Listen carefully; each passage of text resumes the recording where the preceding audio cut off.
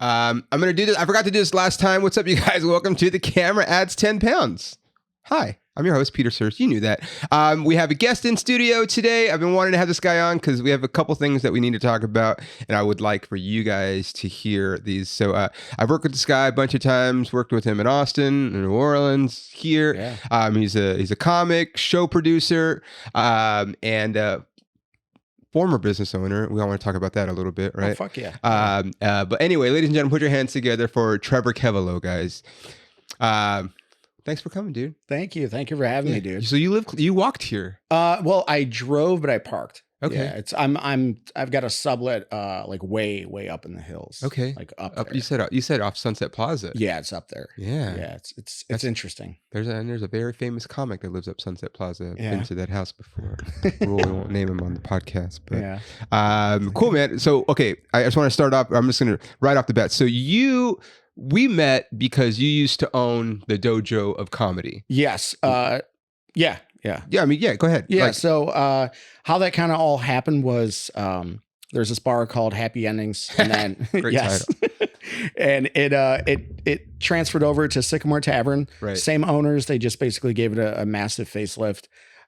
Spent a lot of money on it, and they wanted they brought in actually a different producer to do comedy upstairs, and I was like a part-time whatever employee at the time.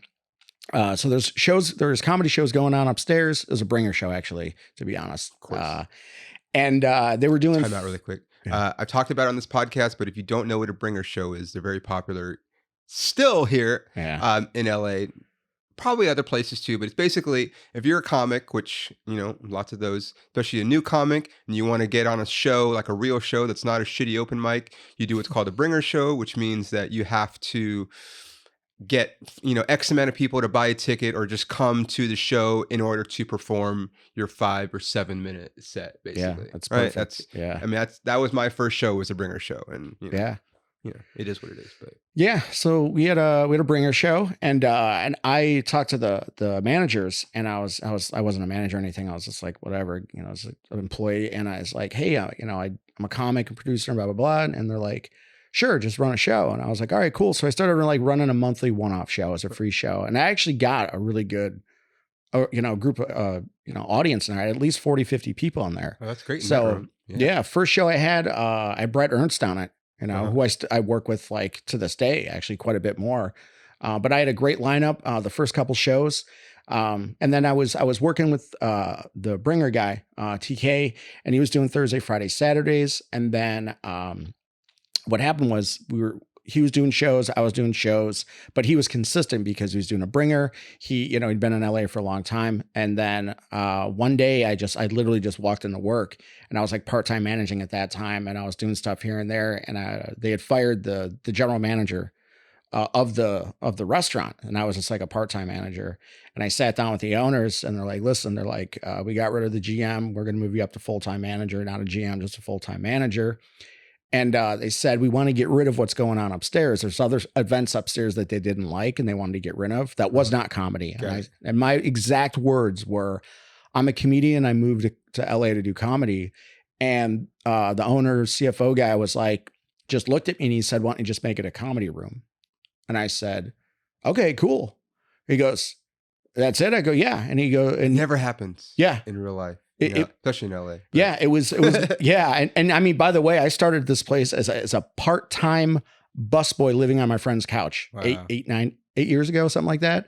So when it was Happy Endings, I was a part-time busboy with a drug and alcohol problem living on my friend's couch. When it was Happy Endings, and then they switched over, and I just stuck with it. Yeah. I tell people I wasn't walking down the street and somebody threw a comedy club at me. I put myself in a position to earn it. It's kind of like that whole thing where preparation plus whatever equals success. Whatever guru talks about that. What is it? It's luck and preparation. That's and it's kind of it kind of does it totally makes sense with this. Yeah. But so I was like, all right, cool. And then he gets up and he looks at me and he's like, he goes, you moved to Hollywood to do comedy. Now you got your own room. Pretty cool, huh? And I was just like, oh yeah. And I didn't think what it was going to turn into. Yeah. So I sat on it for a while. I thought about it, and I called my friend, ended up being my business partner, Sam Tripoli, the next day, and I told him what happened. Tinfoil Hat podcast. Yep. You're welcome. Yeah, and told him, and like 12 other podcasts. But. Yeah. And he was all stoked, and he's like, and he's like, I got the name for it, and I this and that, and we met out for lunch, and we talked, and we met again, and we were, started working together and stuff, and we had I had talked to the other manager and owners about like branding the room, and Sam was completely convinced the Dojo of Comedy would work, so I went with it. I believe Sam, he's 30 year comic. Yeah. And he had done one or two shows there before that were just one-off shows. And I was like, oh, this is cool. And then we just connected. And then, like I said, I had his number. I hit him up, and the next day, and I was just like, all right, let's do this. And it grew to what it was before COVID. And it was great. It's such a shame, man. that was what I wanted to get at. It's like COVID forced it to like right when it was like because I had done a show there. Because at one point there was like a show every night or 2 shows every night, and then you had the smaller room downstairs, and there was like mics, and there's a lot of opportunity for comics, which you don't always necessarily get that here. Like you want stage time, and so like it was a place to foster comics. It was a like you said, it was a comedy club, but it's run by comic, which is a little bit different than. The business, obviously you want people there, but anyway, it was really taking off. And then fucking COVID happened, and like a lot of other businesses here, just fucking. Yeah, it was perfect because it was run by comics. I've run bars and nightclubs for over 20 years. I produced stuff with the UFC back in the day, not like hand in hand with them. I didn't work for them, but I like partnered up with them years ago. So I had experience with, big events in Vegas, Chicago, Los Angeles, Miami. I worked with, a lot of different, fight promos and stuff. So I had an understanding of, working with celebrities, working with, people kind of like out of my range as far as like, the status level goes. But I was finally doing something I loved and wanted to do. It was comedy. It was producing and performing. And the reason it worked so well was we had this huge parking lot that was free. Yes, which is huge. Which is not, that doesn't happen here. Yeah. Anywhere. Yeah. And it's never free. So this was free. Restaurant quality food. Yeah, they had good food too. That's right. It was. And then when I grew the second room, the Dojo Annex, that was after about a year or so, I was very hesitant. I don't want to deal with mics or micers, to be honest. And that's a personal opinion. Nothing against it. We all start there, but some people get stuck in the mic scene for a long time and never get out of it. And I just didn't want to deal with that headache. But I knew I put myself aside, and I said, in order to create the art form correctly, I have to have a mic here. Yeah. So I opened up the Dojo Annex. The girl that was working with me, Isabel Herman, she helped a shitload with that. Yeah, little Isabel. Mm-hmm. And then one of my bartenders, who's a friend, Chris Donnie, who he helped, build the stage in the room. And I worked with a guy, Andrew Rose, who's out of Oklahoma. He helped a lot. Willie Simon did a little bit. But I built this second room, and I didn't have to do a lot. And it grew into this like total awesome, cool, fun, simple mic room. Yeah. And then I also did small shows in that room. Right. So I was doing small shows, newer comics or producers that want to try a show. And so at one point, I was basically had 4 to 5 shows a night, 2 downstairs, 2 upstairs, sometimes 3 downstairs. Great. Man. On Mondays, we had 3 mics. Yeah. We had a pre-Kill Tony mic, a regular mic during Kill Tony, and then a post-Kill Tony mic, which was Show Up, Go Up LA, run by Al B. Yeah. So on Mondays, we were running 3 mics, and I was getting up on every single show. It's the best, man. But that's the thing, is I wasn't greedy. I got my 5 and I was happy. Yeah, I remember this too. 5 minutes. Yeah. I'm happy with my 5. I close out a show. There'd be, 30% of the people left in the room. I didn't care. I just wanted my stage time. Yeah. And I was very accommodating to a lot of people. I mean, no, I remember, man. I was like, I'm always like, I produced shows pretty much since I started doing stand-up, just because I recognized it. Like, if you want stage time, you got to create your own stage time, which a lot of people don't understand. They think they're owed stage time when they're starting, or even when they're established. It's like, no, dude, if you're not getting the stage time you want, you have to create it somehow. Exactly. Figure something out. Go on the road, or fucking start a room. And so, but I appreciate it. And, we had just started doing shows there. And like I said, then fucking COVID happened. So it was like, R.I.P. man. It's kind of a bummer. Yeah. You tried to keep it going though, right? Like, I mean, COVID killed it. I call it a COVID casualty. Yeah. I tried to do something in Austin, but it just wasn't working. Yeah. You know, Sam and I decided just it wasn't going to work. There's a dojo of comedy in Jersey, but I kind of just like branched off and did my own thing, which is Corrupted Comedy now. Got it. So it's a brand that's in 3 states. We're working on some other stuff, but I did some of your shows in Austin. Yeah. Like before everyone went to Austin. You were like Jesus. right early on. I literally moved there a month after Rogan did. Yeah. I was there before Tony, before Red Band, before Jason Rouse, before all those people that were there. I was there right there. I knew it. I knew when Rogan announced that he was moving to Austin. It was on his podcast, I think, with Tim Dillon. I was actually driving back from Vegas. I was like, fuck, now everybody's going to move there. Yeah. And I was subleasing from a buddy. And I was like, I'm going. I'm fucking doing this. So I packed my car and I fucking... great. It's great now. When's the last time you went? I was there in March for South by. Okay, I was just there. Yeah, I saw that. You were on Rachel's show at Vulcan. 2 weeks ago, And I did like a bunch of other shows. Was that a Big Laugh show? Big Laugh Comedy? I mean, Brandon that books, he's the booker? Okay. Yeah. I mean, all the shows there are Big Laugh. That's right, yeah. Apparently, like... Pretty much, yeah. Yeah, but I was doing shows at all the other clubs too, man. It was... it's quite the scene now. Like, to see like, just because my first visit to Austin was literally March of 2020, right before COVID like shut everything down. Oh shit. Like they had just canceled South by. Yeah.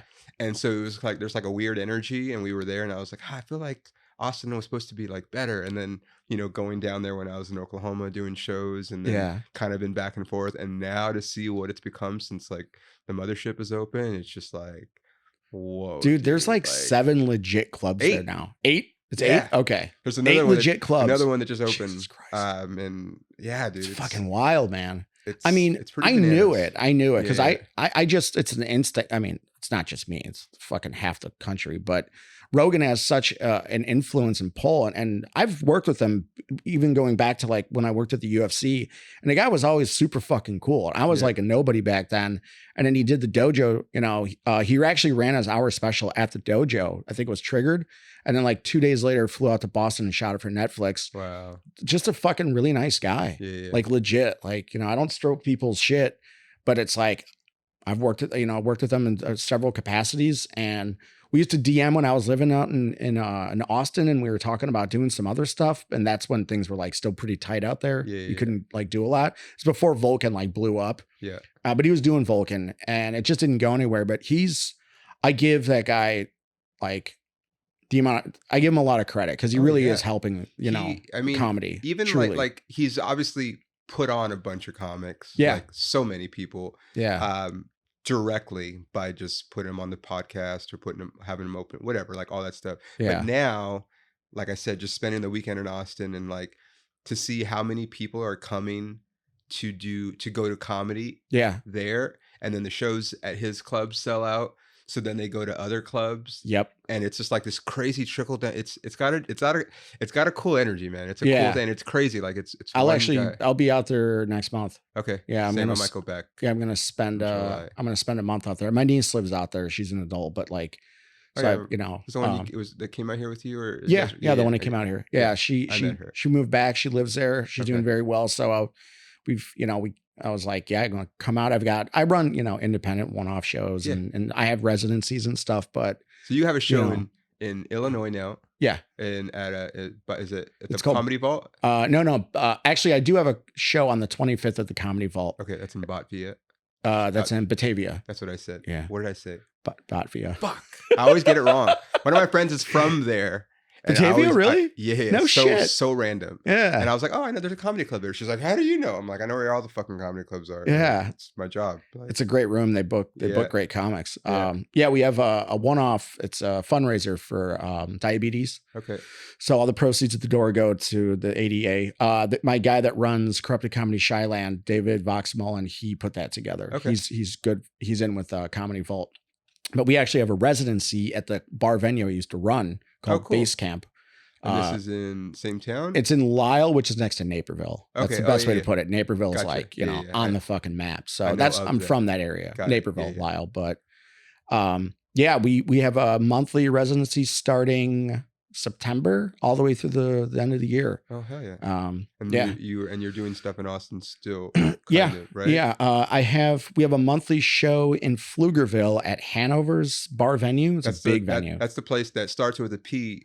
Yes, but it is not. You don't pronounce the P. Yeah, Pflugerville. Yeah, I call it Poogerville. I said it wrong a bunch of times. That's actually Red Band lives up there. 2 weekends ago. I like it. One of my buddies lives out there too, actually. Yeah, it's a great venue. First show we had oversold. Wow. And the second one is on the 21st.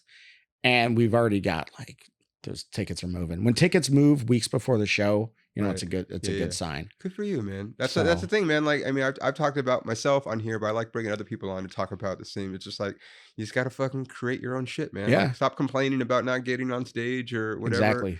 Go on the road, start your own show, fucking just do something. Do something. Yeah. I mean, out here, especially, it's like stage time is currency between comics and producers, And the other thing is, if you ain't famous, and you can't draw, no one's going to ask you to do shit. I'm not famous and I can't draw.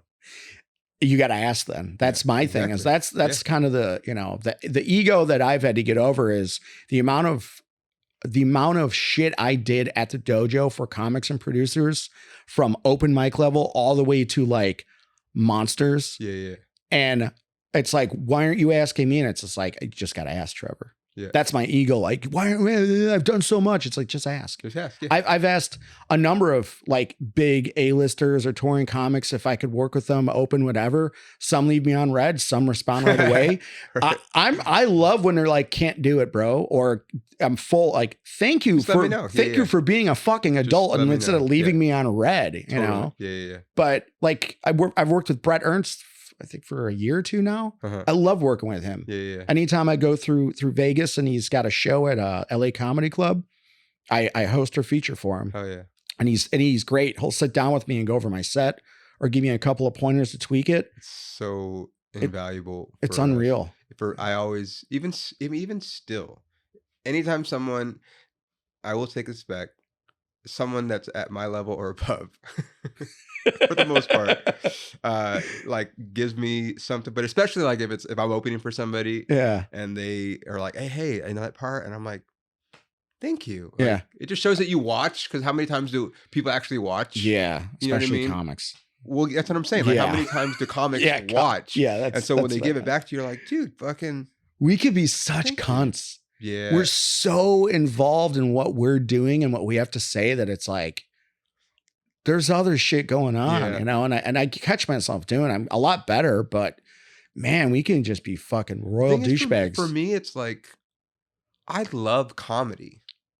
Like, before I was a stand-up, I loved comedy. I would love watching comedy, going to comedy clubs. Like, I fucking loved it. And even as a comic, even though, we see a lot of comedy, we get a little jaded, but I still loved like being in the room and fucking just watching comedy. Yeah. And if one of my friends does something and I'm like, hey, when you do this part, you can say this. And if they don't use it, it's fine. But like, for me, I appreciate when people do it, and it shows them that I was watching their set too, which people appreciate, you know? Okay. I want to talk about this, dude. This came up recently. Aliens are real. We can fucking agree. Right. I'm sorry, I don't have a transition for this, but that's the best transition. Like, sometimes I get I go off on tangents on these podcasts, and then I'm like, fuck, I forgot to ask this question. So I'm a big fan of Blink-182. Okay. Actually gonna go see them this weekend. Very fucking excited for like the 15th time or something. But also, you know, notoriously, Tom left the group because he was gonna research aliens. And like, that was the reason. Like, everyone, they kind of had a falling out for a second, but then they got back together, and then he's like, no, I'm gonna go and help uncover the truth about aliens. And everyone's like, what the fuck are you talking about? That's awesome. He looked like he was crazy. Yeah. And then, you know, how many 7-8 years later, or however, now he has like a research institute to the stars, where he has like nuclear physicists and former NASA, you know, officials and CIA officials, and like legit researching UFOs, aliens. What's the new word for aliens now? It's UAP or something. Yeah, is that the we're gentrifying the word alien and unidentified UFOs? something. I forget what I'm pretty sure it's UAP. But anyway, and then so recently, the guy I don't know what his name was, but he is a former also government official talking about how the U.S. has alien or not from Earth spacecraft in their possession. Like like a lot of it, like Roswell shit. Yes. That's come up, and then Tom's like, "See, I told you guys," and I'm like, "Fucking, he did, dude. He told us." So I heard the story that you told, and I'm not gonna mess it up or anything, but your father, right? Yes, my used father to work for. So my father was he was a union plumber in Chicago. He's originally from Germany, born and raised there during World War II.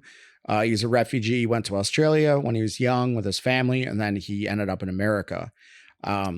So he was, I forgot what age he was. He was in his 20s, but he, like I said, a union plumber for Illinois Institute of Technology in Chicago. Okay. He got called in on his day off. I think it was like a Sunday for what they called it was like gas leak or something. I don't know. So my father got called in on his day off. He went in and they gave him security clearance to go work on whatever it was he needed to work on. So they sent him downstairs. Security clearance to go downstairs for a plumbing job. Because where he was going, he needed like the badge or whatever. It's kind of already. Yeah. So he kept going down and down. And he said he went all the way into like the basement of a basement in the IIT, Illinois Institute of Technology building. He went all the way down in there and he walked out. And he said it was about the size of a football field, this giant like indoor warehouse. And he was staring at a spaceship, like a legit spaceship. Like it's basically, he described the spaceship from the movie Flight of the Navigator. That kind of like sleek look. Dude, I haven't seen that in so long, but it's spaceship. Yeah. And then it had netting over it to keep it kind of like, secure. And then he said he legit, and by the way, my father is not creative. He's not an artist, and he's not a drug addict, and he's not psychotic. Those are all questions that I'm sure people would ask all the time. Yeah, because people don't want to believe it because it's scary. So scary. Yeah, it's cool as shit, but also equally terrifying. Yes. So he sees 3 aliens. He sees 2 like adult types and a smaller one, like a child or whatever you want to call it. And he sees them walking up and down a ladder and sitting in a chair. And they're like the aliens that are like the smaller ones with the bigger head that are kind of like the white or gray. I think there's a name for it. Maybe Anunnaki. I don't know. But he's just standing there like watching this, like, what the fuck? And like I said, my dad's not. Okay. I'm sorry. Yeah. What year is this? This was like 60s? Mid to late 60s. Yeah, yes, okay. Mid to late 60s this happened. So he got spooked. I think a security guard, like I shouldn't say security guard, like military enforcement came over. Yeah. What are you doing? And then they like escorted him out. And then he had seen some other things as he was walking there. He said he saw there were like operating rooms. If you think of like 60s operating rooms, which are like schools, like school science labs. He said he saw a monkey with a like helmet on with lasers being shot at it. So they were like testing laser technology on animals. He saw a horse on an operating table and they were pumping it full of chemicals to see how much, poison or chemicals the horse could take. And he's telling me this. He told me that stuff before the alien stuff. He told me the alien shit on his 80th birthday before he passed away. Oh, that's I knew there was a caveat to this. Yes. He held that in. So how to kind of backtrack a little bit. Yeah. He basically got rushed out.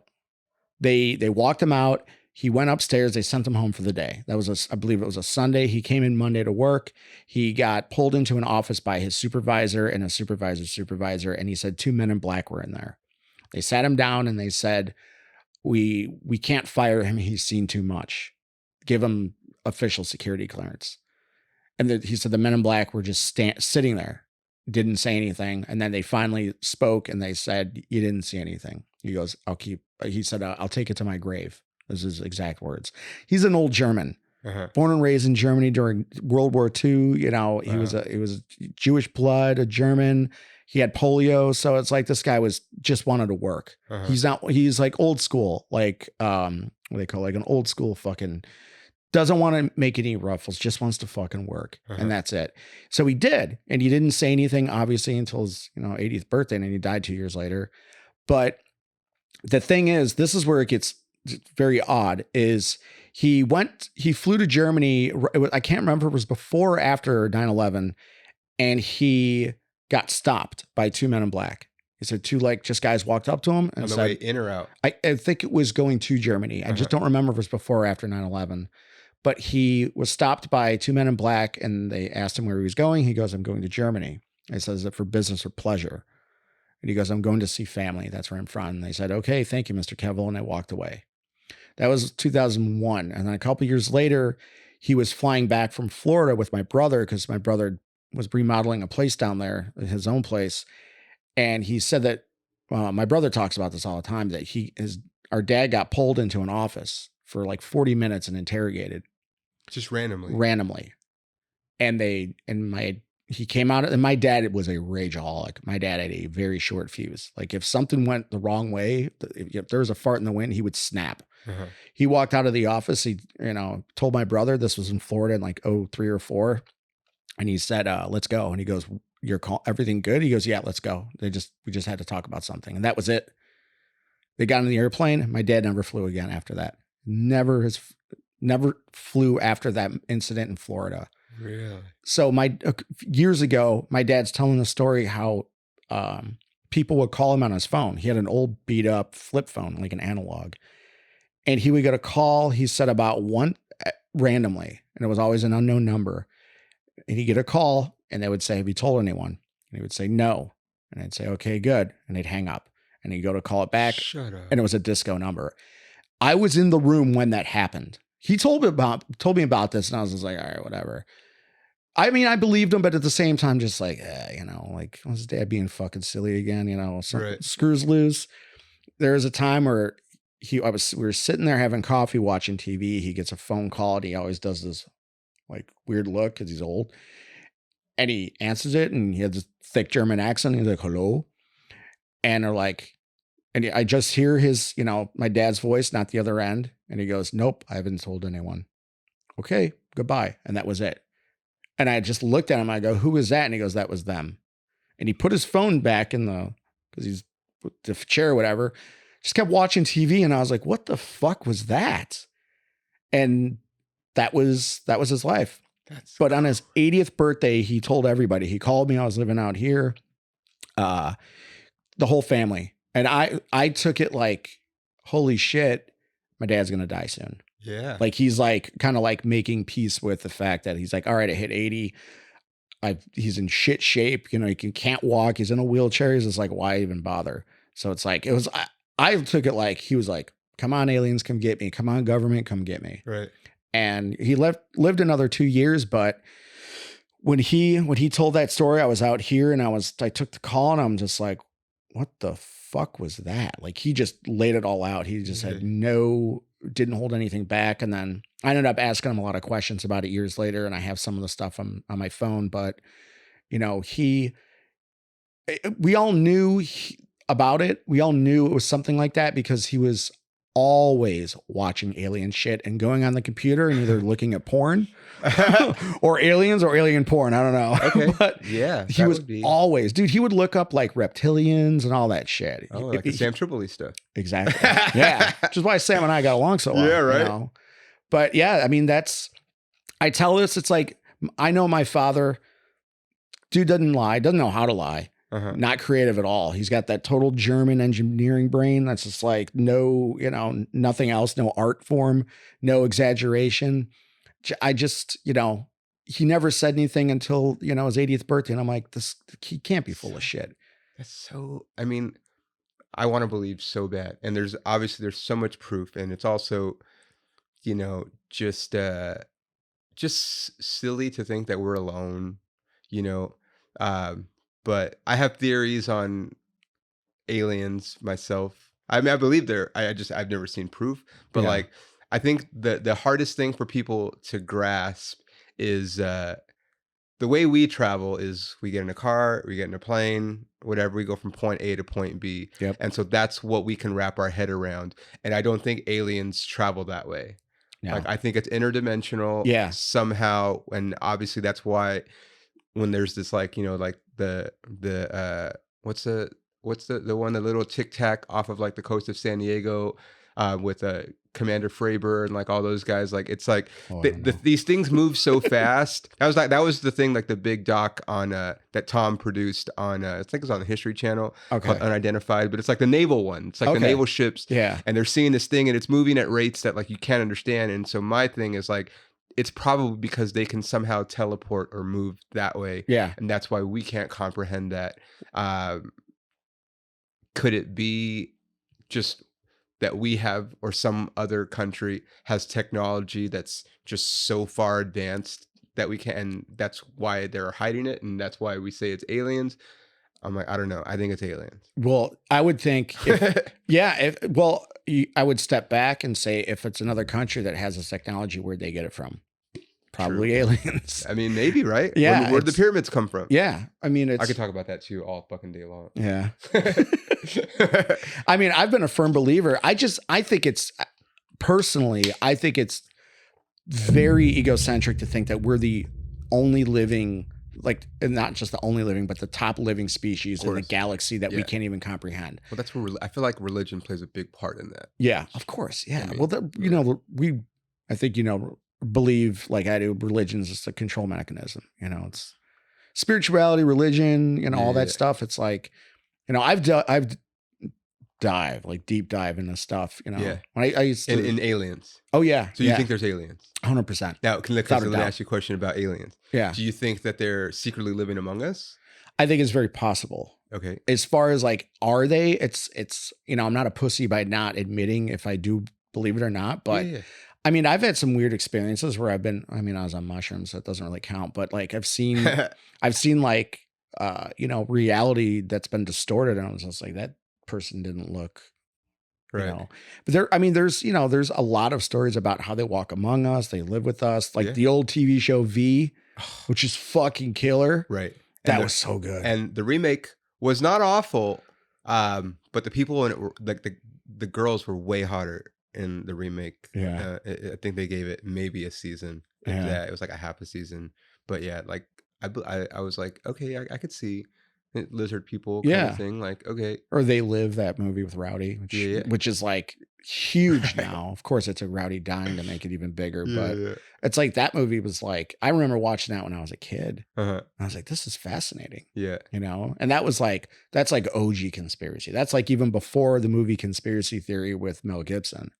I don't remember seeing that movie. Oh, that's a great movie. Craziness. He's this guy that's got what do you call it, like operated on or tested on by scientists. Oh, interesting. And he's got all these like weird quirks and stuff, and he's like crazy, so to speak, but it's because they fried his brain from all the testing.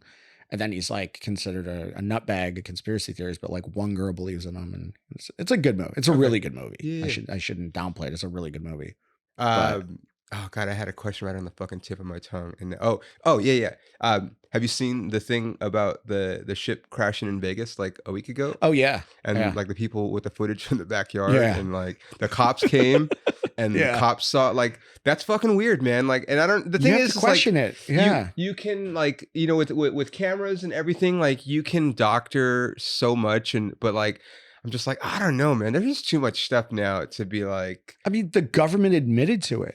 Well, that's the part that worries me. Yeah, that's sketchy. It's just like, why now?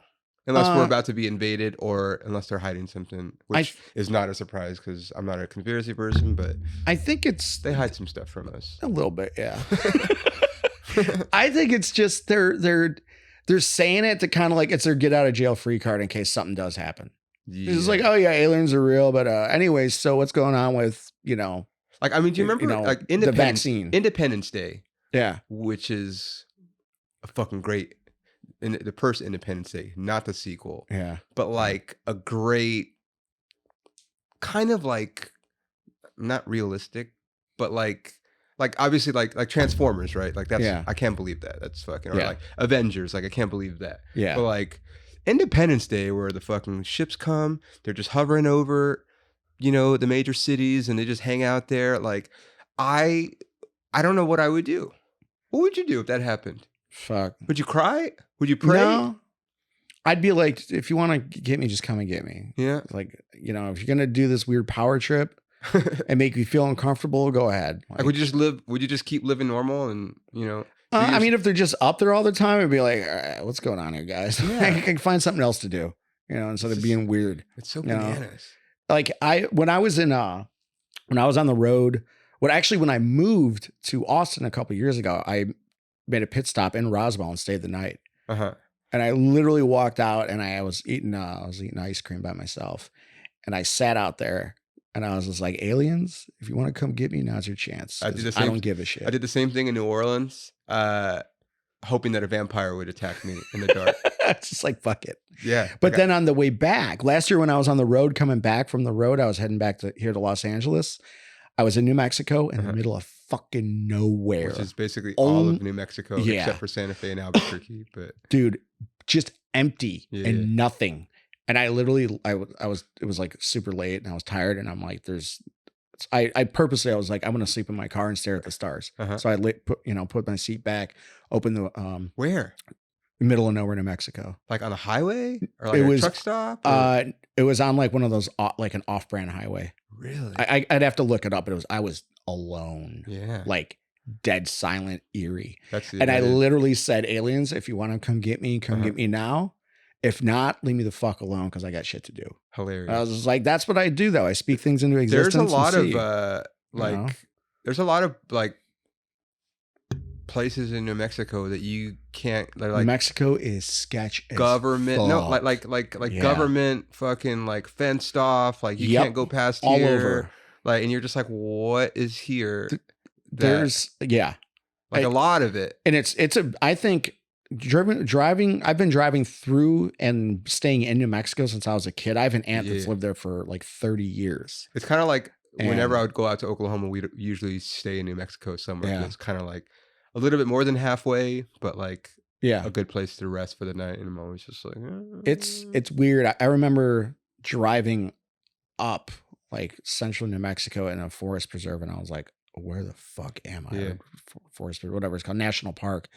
But I remember when I was driving I moved to Texas a few years ago. There was like this military thing that stopped my car. Like everybody had to go through this like military, where they like take all these pictures. They have all this stuff. And I'm just like, what the fuck are they doing? Yeah. Like, I don't know if that's on all the border, but it was like, I was kind of southish. Yeah. And I'm like, it was sketchy as fuck. There's also, Epstein had a ranch in New Mexico somewhere. Yep. Yeah. Which is, I've only seen pictures, but oddly similar to the layout of Westworld. Yeah. Which is fucking bananas. That's eerie as fuck, yeah.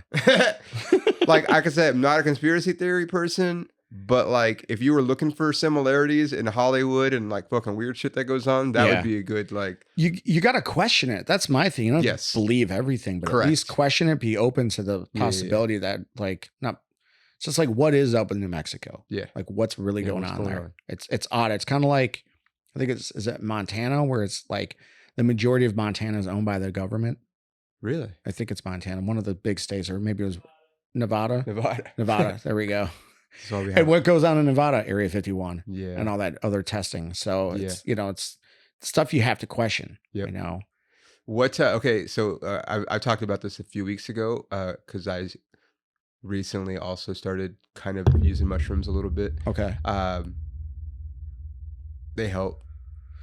Oh yeah. But so when you see things with mushrooms, for example, do you think that you're actually hallucinating, or do you think there's something about the mushroom that is helping you see things that you simply can't see with the naked eye? I think that second part. Second part. I'll put it. I've never macrodosed. I've never like seen the world change. Like, you know, I call it. It's a bit, so I'm just gonna do it. But bits on the. No, I'm just kidding. Go ahead. There's microdosing and macrodosing. I've only micro. I've actually mid-road. Microdosing is you feel God. Macrodosing is you see God. Right. Riding a dragon, shooting flames at you, like waving a sword. The ones I have, the box has like this much for like mind stimulation or enhanced mood, and then like the last one says the walls will melt.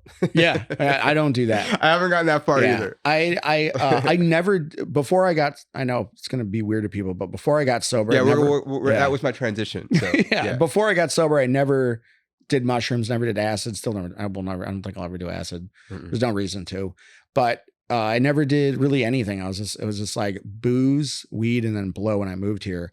And that was really it. I did booze, weed, and blow. Yeah. And I tinkered with other stuff, a little bit, like some pharmaceuticals, but not a lot. But then when I got sober about a year and a half later, I microdosed with mushrooms, and it changed my life immediately. Yeah. I felt more connected, more grounded. I felt better.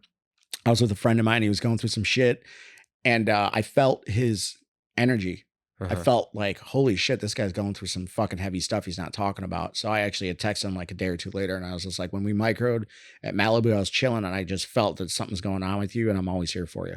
And I just felt like this, like he needed to talk or he needed to hear that. Yeah. You know, but I've been microdosing on and off since. Pretty consistently, actually. Before I did it, like you would always hear things like that, and and like I feel like there's people. I'm not telling everyone to do mushrooms. You know, some of you guys have everything figured out. I don't. Yeah, congrats. Good job. So you would hear that, and like I said, some people probably scoff at that or whatever. But I too, like in the times that I've done it, just like I feel like I've gotten the answers to things on occasion, but also I've noticed, because I do edibles every night. Just because it helps me sleep, but sometimes it just helps me relax and all that as well. But mushrooms is different because I feel like post doing mushrooms for like a while, I'm more calm, like on a daily basis. Yep. Things that normally piss me off don't.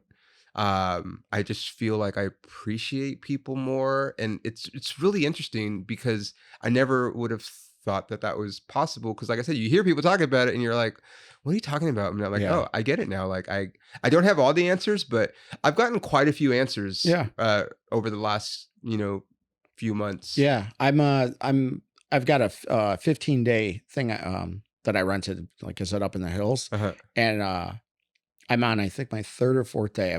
Every morning I'm microdosing. So I wake up, this is the first thing I do. I take a small amount. Really? And every morning. Whoa. I'm doing it for 14 days. Every Whoa. morning I wake up, I have coffee. With my coffee, I have, a small, like a stem. And today I actually had a little bit of a cap with the stem, and it hit very hard. Oh, wow. Yeah. So you're still potentially feeling residual effects from mushrooms right now? Possibly. Yeah. It's a good chance. Because I'm also eating very lean. So it's like staying in my system. It's not getting absorbed as much as I normally would. That's the thing. You're supposed to not have a lot to eat. Oh, I don't. Yeah. Right. Oh, I chew that fucker up. Yeah. Gangster. Just chew that thing up. Chew the cow shit and everything. Really? I want it in my teeth. Good for you, man. And I rinse it out, gargle and everything. I love it. Hell yeah. But it was real. Today was a really heavy emotional walloping. It was like essentially 2 hours, the whole ride, so to speak.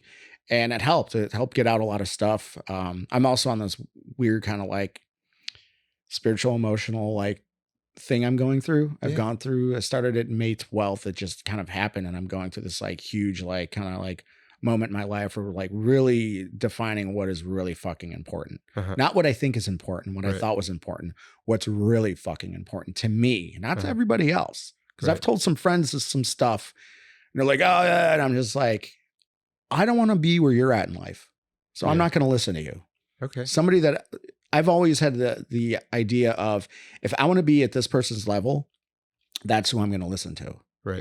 Kind of, not to sound like a dick, but it's like, oh yeah, if I want to be Bill Gates or Joe Rogan, what do I do to become that? Yeah. I do not. Yeah. I have no interest in being either of them, but I want to be at a certain level as a human being, not a comic, not a producer. As a human being, I want to be more accessible to people and just be a better person. Yeah. Because, that's just kind of where I'm at. Yeah. And mushrooms have been literally the key to unlocking that. I feel like some of that just comes with age too. It does. We're about the same age, I think, right? I'm 45. Yeah. Yeah. As you can tell. I don't dye my beard. That's why I fucking shave, dude. Yeah, I can't. If I let it grow like you, it would. I don't know if it would look that much, but it would. I have a lot of whites and grays come through, this and I'm is like a lot of alcoholism. I gotta fucking shave. You're not a drinker, but I'm not. Yeah, I gotta shave like every 2 or 3 days. It doesn't come. I mean, I obviously have it in my head a little bit, but like, yeah, for some reason. And you're also like a fitness guru too. Like you take care of yourself. I take very good care of myself. So that helps. You know, it does. It does. It really does. I'm actually in that in that zone too. I'm really concerned about my health and my physique. Yeah, but I changed drastically the past 6-8 weeks. That's good, man. You know, because I'm thinking about my future more about.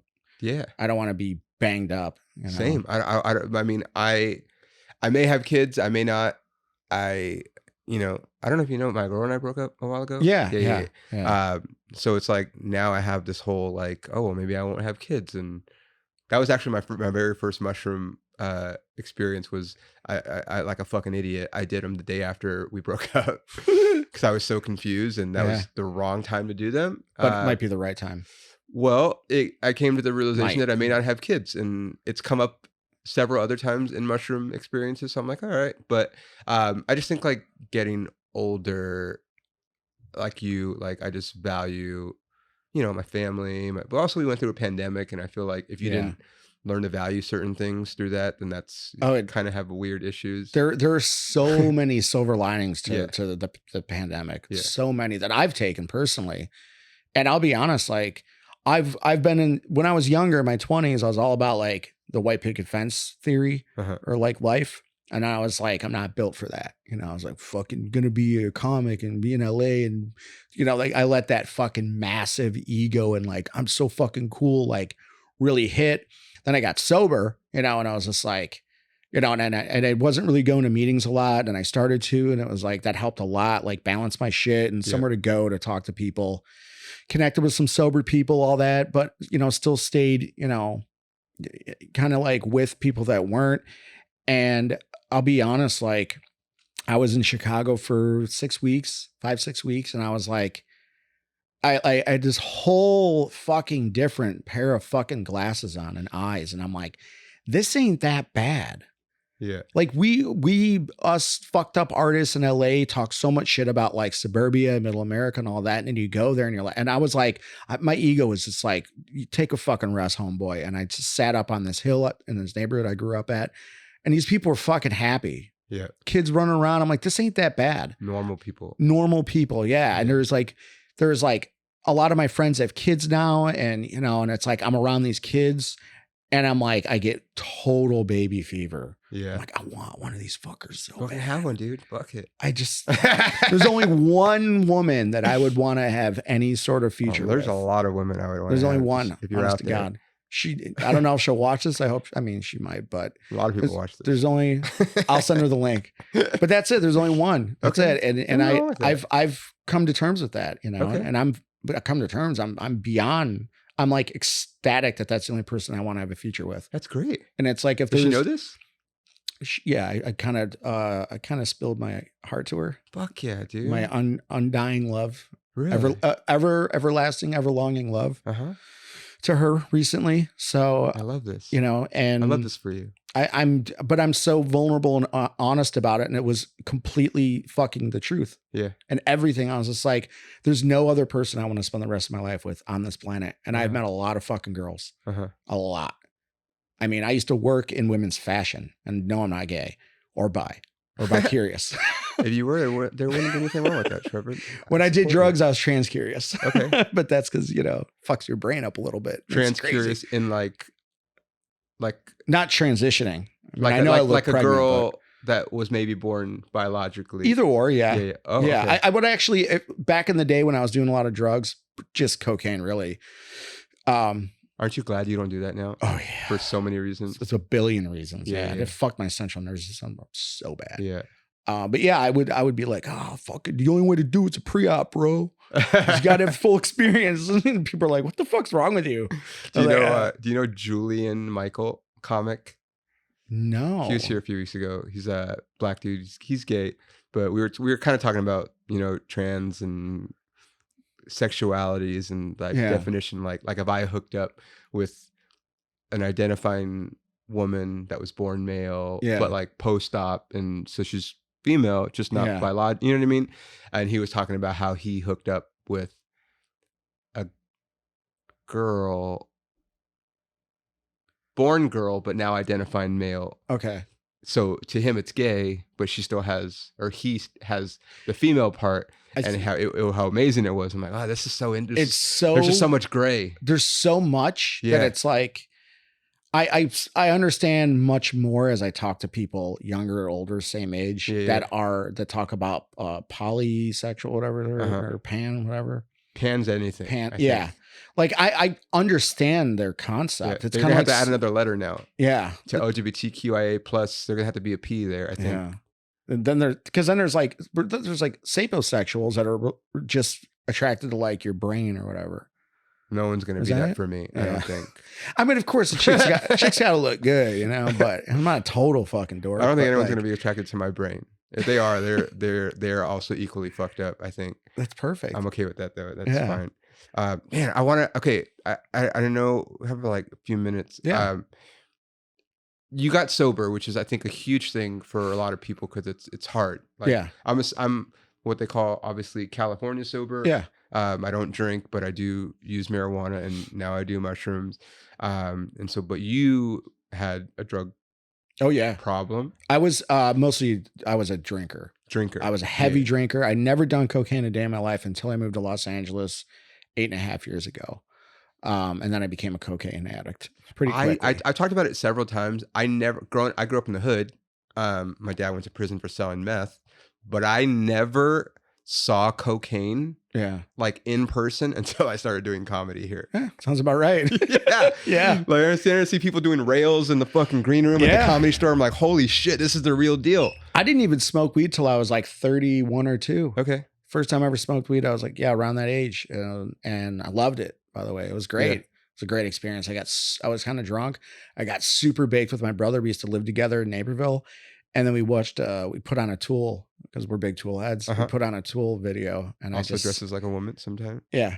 And I sank into the couch and I was like, this is fucking awesome. And I woke up the next day, no hangover, felt What was great. the video where he had like a little guy running around? No, it was like a music video that was very like... that's what I'm saying. There's a Tool video. And like, there's like a little like, I don't know. It might be little Stink creature Fist. running around. And it was really trippy. I remember it sounds like Stink Fist, really trippy. Adam Jones, their guitarist, he's actually an animator and stuff. He started out with sense. claymation or whatever. Yes, exactly. Yeah. I think it's that one. Okay. Stink Fist, Yeah. But I was. You had a rock bottom moment. Oh yeah, I was fucked up. I was drunk, stoned, and on coke in San Diego, and I was like really fucked up. And I was hanging out by my buddy's truck, and someone came from behind and stabbed me in the neck, right by the artery, like quarter inch from the carotid artery. Why? We don't know. Okay, we think that's what I thought. It's two things. It was a random attack, but when I talked to the nurses the next day, they said that there's a lot of gang activity with gang initiation stuff. So if you look up, kill someone, or unfortunately kill a white boy, it's you get into whatever gang. Obviously, that guy or girl didn't get in the gang because I'm alive and well. They don't know that though. No. So maybe they thought you died. They left you for dead. Oh yeah. Well, I didn't fall. I was fucked up. I stumbled around. I dropped I was on my phone, just like, and I dropped my phone and picked it up. And in my head, because I've been in a lot of bar fights and been involved in a lot of that stuff back in the day, I was like, I guess we're going to fight. And I was just like, let's go. But I was like, there's no one there. And then I just kind of look and there's just like. You got stabbed in the neck. Yeah. With a knife? With a knife. Yeah. Fuck. Got clipped. Yeah. And the reason they think it was an attempted murder is because it was so close to the artery. Like it was right there. So I was all fucked up and I ran across the street to my buddy. He was working at a restaurant and he was looking at me like, what's going on with your neck? It looked like you cut yourself shaving. And I was like, fuck. So I ran into the bathroom. I locked the door and I started cleaning up my cut with like soap and water and a towel. Like I was coherent enough, thanks to the cocaine, I guess, to fucking do this. And I started cleaning it up and then all of a sudden it started to gush out. Oh. And that's when I realized I was a gusher, not a squirter. and I was like, oh, fuck. And it just started kind of pouring out. So I called my buddy and I was like, hey, I'm across the street. I'm bleeding out. And he's within 3 minutes, he just comes storming in. He's a bigger guy, bigger than me. What the fuck, man? He starts freaking out. He gives me his hoodie. I wrap it, around my neck as like a tourniquet or whatever. Yeah. And we jump in his truck and we go to the hospital.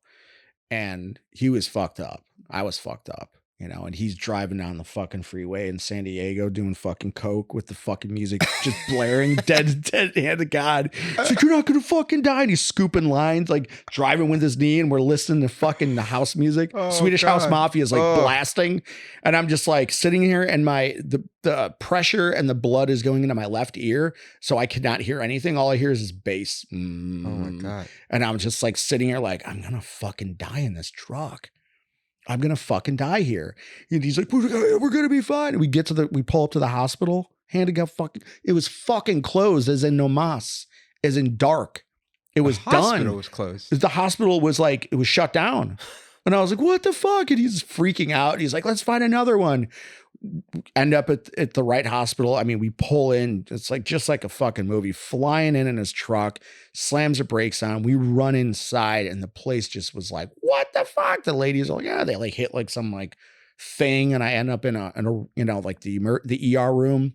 It was just like something out of Code Black or ER, and there was like literally it felt like 20 people working on me to save my life, and I'm sitting there telling like dick jokes. Right. Because I'm so fucked up and I'm deflecting the reality. You can't feel it then. I couldn't. I feel like it's so painful. It was so numb and everything going on and a lot of drugs. I mean, dude, I was fucking like blacking out by like 2:00 in the afternoon because we started drinking at like 8 or 9. Jesus Christ. And I needed Coke by that time. Yeah. We called it a parachute, to save your life so you don't black out. Oh, God. And I was stoned and shit. So it was just like all these things were happening at once. I didn't eat much that day. So it was like a lot of stuff was happening and I was, my body just was used to that type of behavior. Right. But at the same time, it's like that kind of shock, it's not used to. So I was and just laying in there. And then finally the surgeon's just like, hey man, you lost a lot of blood. We have to perform emergency surgery on you, blood transfusion. Can you help us out a little bit? Cause I was being kind of a dick and like being funny, but not. Right. Like deflecting to this fact that I might die. Fun fact, can't get a blood transfusion from a gay person. Oh, didn't know that. Gay people aren't allowed to get, or they are now, but they have to pass through a lot of hoops. But like back then, gay men could not donate blood. Huh. And I always thought that was odd, like that if you like needed blood and maybe you have like as long as they're not gay, like it's like weird. But anyway. Yeah. But they, I knew my blood type and I just started, it was like everything just snapped. Like everything switched, I should say, in my head. And I was like, oh fuck, like this is real. So I started listing out everything. I was just like a computer just spitting out shit. I was just like, I'm A positive. I've never had this. I was like saying all this like random stuff. Like my knees sometimes hurt. I'm not allergic to anything. I was like, it was 9 years. I felt like Chunk in Goonies. I was just like, when I was 9 years old, I fell on Wait, is he the one that's like a big agent now? I think so. Right? Yeah. He's like a big agent. He represents like some people. Does he? I didn't know. Yeah. And then then I laid on that table and I really prayed and cried and begged for my life and woke up. And you woke up and you're like, that's it. I thought I was dead. When I woke up, I thought I was dead. Wow. Legit. I was just like this, like, what the fuck? And there's like all these people. And I'm like, is this death? It's like, am I dead?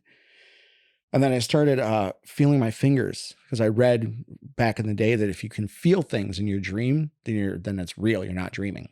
But if you can't feel things, like physically feel, then you're dreaming. So you can tell yourself in a dream, like, oh, I can't feel anything physically. I'm not, this is a dream. So I'm like feeling my fingers. I was like, I'm alive. I'm awake. What's going on? And it was just like 2 surgeons, a nurse, and then detectives, of course. Detectives, yeah.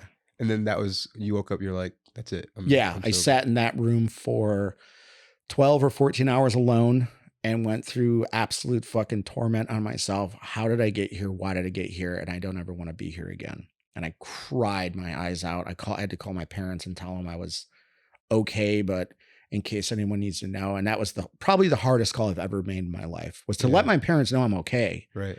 But it was so difficult for me to like accept the fact that I was that close. Yeah. And then when that surgeon came in and he looked at me and he walks in, he's checking up on me and he goes, 1/4 inch. He said, I was just like asking him the questions, and he's like, it was a 1/4 inch from the carotid artery.